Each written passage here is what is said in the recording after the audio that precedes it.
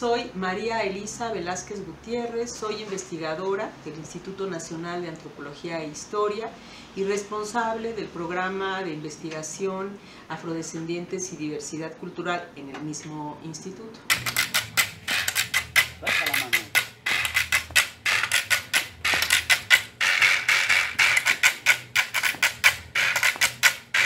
En 1994 fue creada la Ruta del Esclavo por UNESCO.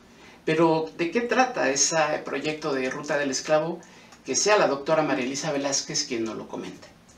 El proyecto La Ruta del Esclavo es un proyecto internacional que nació en la UNESCO en 1994 y fue uno de las primeras iniciativas de hablar sobre la importancia del proceso de esclavización de millones de personas, fundamentalmente durante el periodo de la trata transatlántica, es decir, durante el siglo XV, XVI al XIX.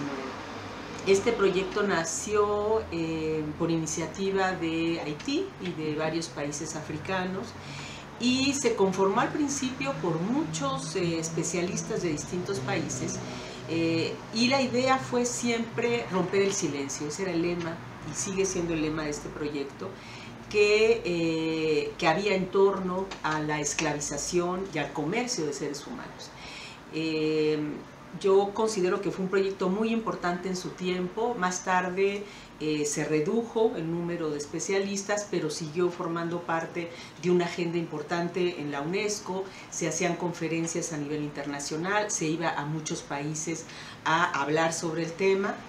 Y yo tuve el honor de ser presidenta de ese proyecto durante 5 años, de 2009 a 2015 más o menos. Fue un honor porque además fue la primera vez que una mujer era presidenta de ese comité y latinoamericana. Entonces hicimos varias cosas, entre otras promulgamos sitios de memoria sobre la esclavitud en México y en otros países, que es una de las labores del proyecto. Pero sigue siendo una de las acciones internacionales, considero yo, más importantes por visibilizar el drama que fue el comercio de personas desde el continente africano esclavizadas, pero también las contribuciones de estas personas en la formación económico, social y cultural de nuestros países, especialmente de América. En el Censo de Población 2020, más de 2,5 millones de mexicanos se asumieron o reconocieron como afromexicanos. ¿Pero de dónde vinieron los primeros africanos a México? Vamos a descubrirlo.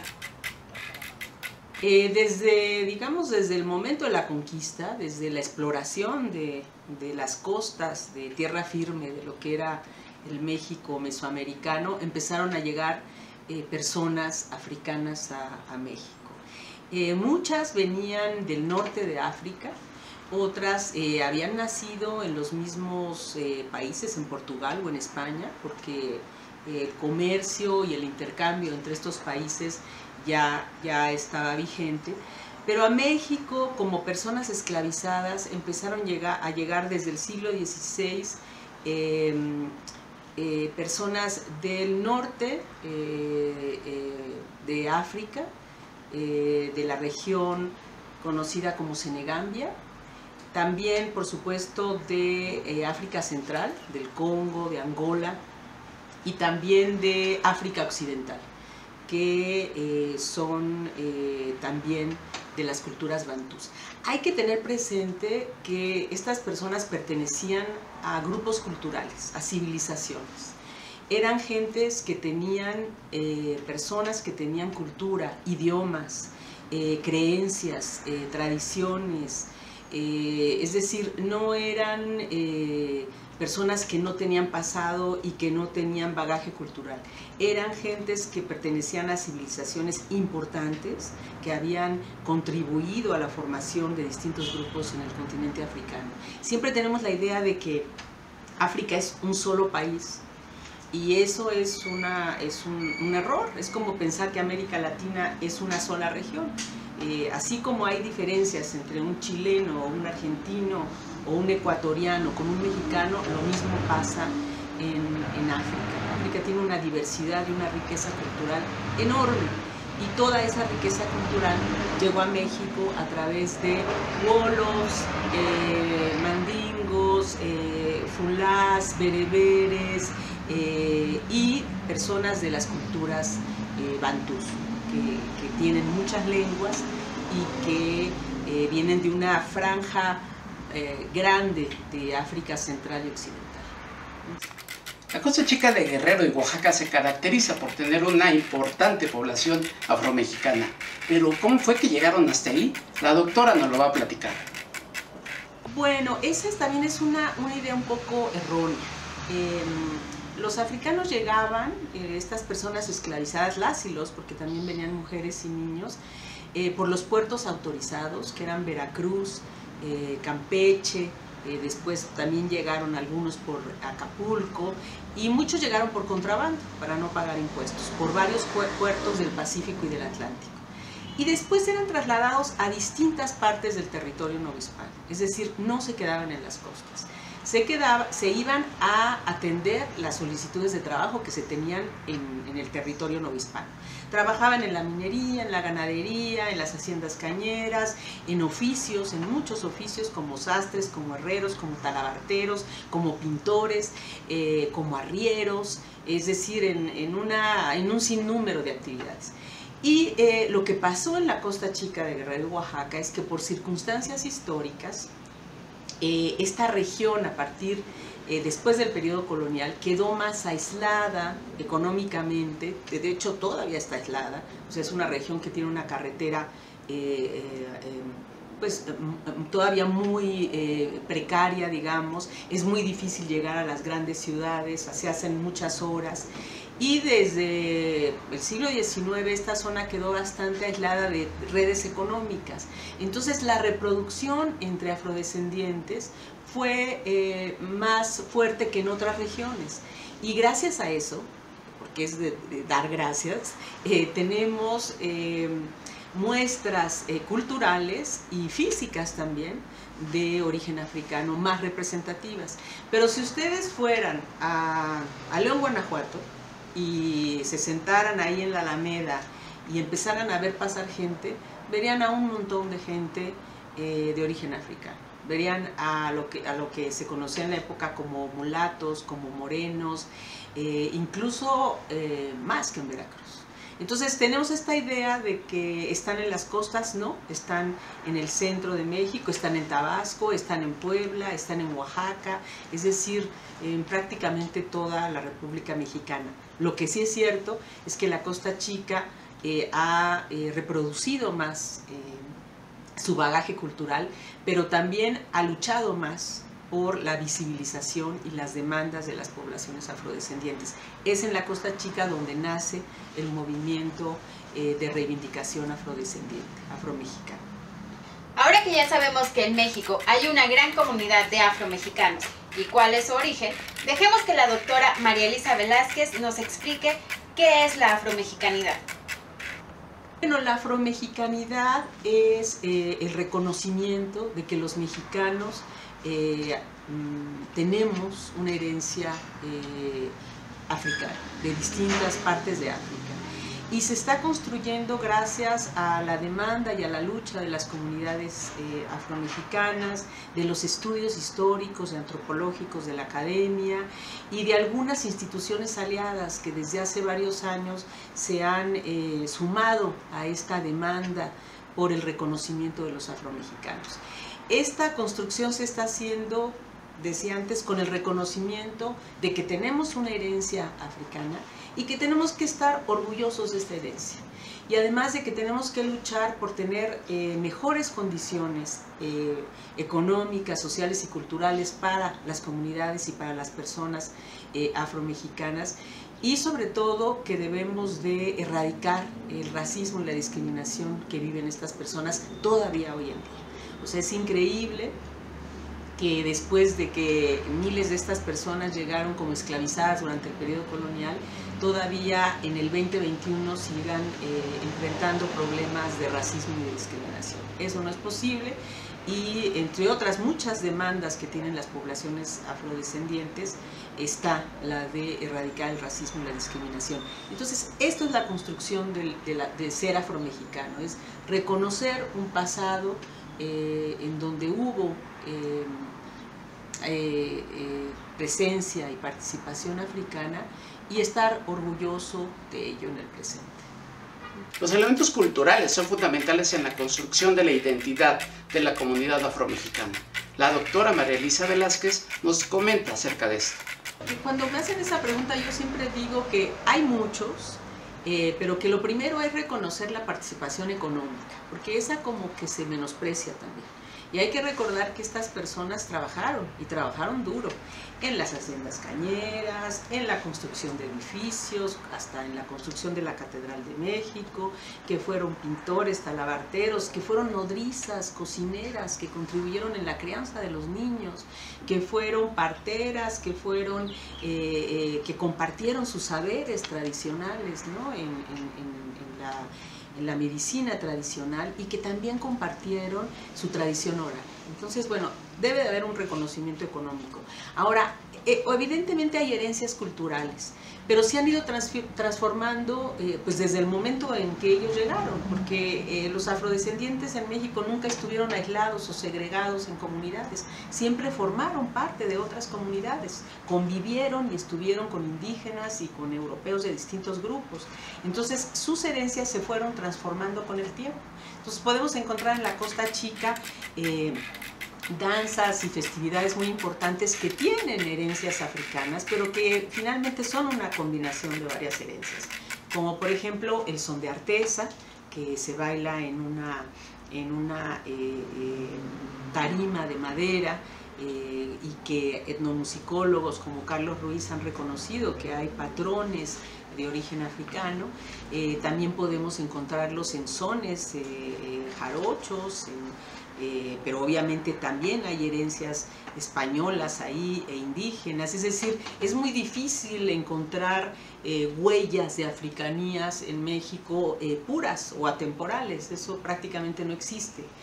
Pero existen todavía muchas cosas que nos recuerdan esta presencia. Les digo, hay comida, por ejemplo, hay gastronomía, la forma de cocinar, la forma de secar la carne, de freír los alimentos, algunos condimentos. Por ejemplo, pues la jamaica viene de África, el tamarindo viene de África.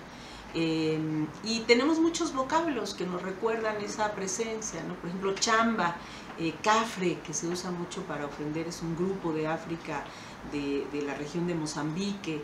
Hay lugares como Mozambique en Veracruz, como Mandinga, o sea, Mandingo en Veracruz es una población que fue un refugio de cimarrones. Bueno, Yanga, que fue también un palenque, es un nombre de origen africano. Chirundo, o sea, hay muchas palabras en la Costa Chica que nos recuerdan nuestro origen africano. Y también quizá cosas que están tan silenciadas y tan menospreciadas, pues como los sones de los mariachis. Jáuregui, un gran investigador también de Lina, pues ha demostrado que además de los elementos españoles e indígenas en la conformación de los sones de mariachi, hubo patrones africanos en los sones, y que había mulatos en el centro de México que eran los que componían los primeros mariachis en la época colonial, en el siglo XVIII.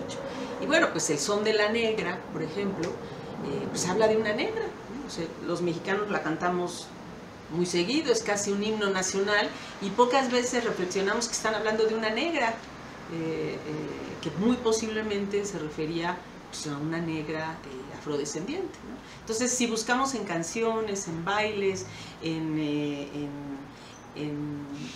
en muchas muestras culturales, en la gastronomía lo encontramos, pero también, y yo insisto en esto, en la parte económica y en la parte política, porque también hay un estereotipo de que los africanos lo que saben es bailar y cantar, y no, o sea, los africanos saben hacer todo, como todas las civilizaciones o como muchas civilizaciones en México, y fueron grandes líderes insurgentes, por ejemplo. O sea, le debemos casi, diría yo, la independencia de México a Vicente Guerrero, que sostuvo la resistencia del movimiento insurgente casi durante 8 años, y él era un mulato de Tixla, Guerrero. Entonces, bueno, y muchos afrodescendientes y esclavizados todavía participaron en la guerra de insurgentes. Entonces, igual además fue el segundo presidente de México, Vicente Guerrero. Entonces, todas esas son contribuciones importantes que han formado parte y que siguen formando parte de la sociedad mexicana. Entonces, los africanos y los afrodescendientes, claro que son muy buenos para cantar y para bailar, pero son muy buenos científicos, muy buenos intelectuales, muy buenos políticos y contribuyeron de esa manera también en México.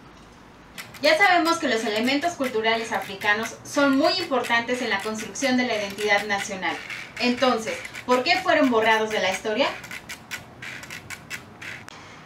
Hay varias razones. Una importante es que a partir del desarrollo de las ideas de las razas humanas, que fue una idea que surgió, una noción que surgió en el siglo XVIII, se empezó a concebir a los seres humanos como diferenciados en razas, ¿no?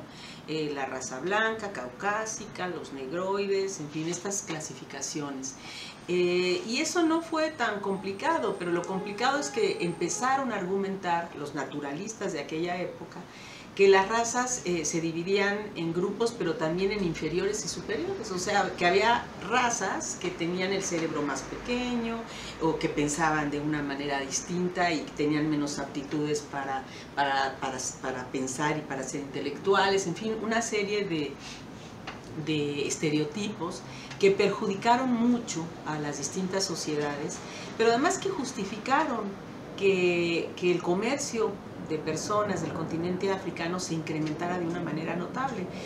Hay que recordar que en el siglo XVIII y XIX casi 5 millones de africanos llegan a Brasil. ¿Cómo se iba a justificar esto en pleno siglo XIX, cuando se hablaban de los derechos humanos, cuando ya había pasado la Revolución Francesa? Bueno, diciendo es que son inferiores, es que hay que explotarlos y esclavizarlos porque pues, son inferiores a nosotros, a los colonizadores. Entonces, esto por supuesto fue una gran mentira, pero permeó y sigue permeando en las distintas sociedades, entre ellas la de México.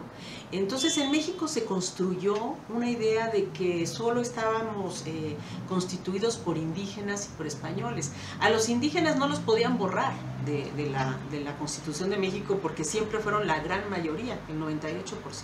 Entonces, ya hubiera sido completamente ilógico decir, ay no, tampoco los indígenas formaron parte de este mestizaje.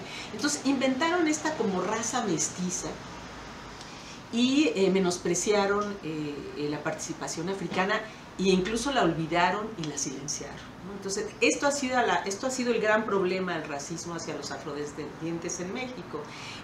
Negar desde el siglo XVIII la importancia de su participación y solo exaltar la contribución indígena y europea o española en particular, como además si fueran grupos homogéneos, ¿no?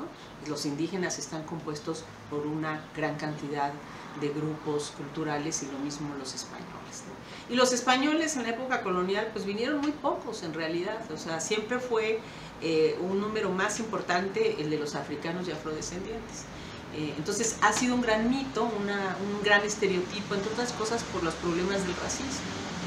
Y esto empezó a cambiar cuando Aguirre Beltrán, el pionero de los estudios afromexicanos, en los años 50 escribió un libro, La población negra de México, y dio a conocer cifras, características del comercio y evidencias contundentes sobre la importancia de estos grupos en la conformación de México. El reconocimiento constitucional a los pueblos afromexicanos fue un proceso largo y complejo. La doctora María Elisa Velázquez nos platica al respecto. Como tú misma lo señalas, apenas es un paso estar nombrados en la Constitución, en el artículo 2, con un adendo en el apartado C, Esto no es suficiente, no arregla todos los problemas, es un avance significativo, porque lo que no se nombra no existe. Entonces, que estén nombrados las personas, las comunidades y los pueblos afromexicanos quiere decir que necesitan existir leyes y políticas públicas para atender a esta población. Este reconocimiento en la Constitución y después los resultados del Censo 2020, donde pues, más de 2,5 millones de personas se reconocieron como afromexicanas, negras o afrodescendientes, también es importante para que el gobierno mexicano finalmente se dé cuenta que hay necesidad de desarrollar acciones y actividades en favor de estas poblaciones y que sus derechos plenos sean reconocidos y ejercidos. Entonces yo creo que es un pequeño logro, pero muy significativo, y que a partir de él vamos a poder hacer en el futuro muchas acciones afirmativas para las poblaciones afromexicanas. Que estén nombrados las personas, las comunidades y los pueblos afromexicanos quiere decir que necesitan existir leyes y políticas públicas para atender a esta población. Este reconocimiento en la Constitución y después los resultados del Censo 2020, donde pues, más de 2,5 millones de personas se reconocieron como afromexicanas, negras o afrodescendientes, también es importante para que el gobierno mexicano finalmente se dé cuenta que hay necesidad de desarrollar acciones y actividades en favor de estas poblaciones y que sus derechos plenos sean reconocidos y ejercidos. Entonces yo creo que es un pequeño logro, pero muy significativo, y que a partir de él vamos a poder hacer en el futuro muchas acciones afirmativas para las poblaciones afromexicanas. También quiero decir que la herencia africana no se acaba con este pasado histórico, o sea, han llegado distintas migraciones de afrodescendientes de Centroamérica, del Caribe, incluso de los países africanos, y hay también descendencias de estas personas que también enfrentan problemáticas de discriminación y racismo. Simplemente con ver cómo se trata hoy en día y los problemas que sufren las personas en las fronteras cuando quieren pasar, pues viven problemáticas muy serias, ¿no? Sobre todo de discriminación y racismo. Entonces todo esto lo tenemos que atender, y gracias al reconocimiento podemos ya tener una herramienta jurídica que nos ayude a pelear por estos derechos. La identidad afromexicana es un proceso que aún está en construcción. Esperamos que este contenido nos haya servido para comprender su importancia para la nación mexicana. Esto fue Comunicación para el Bienestar.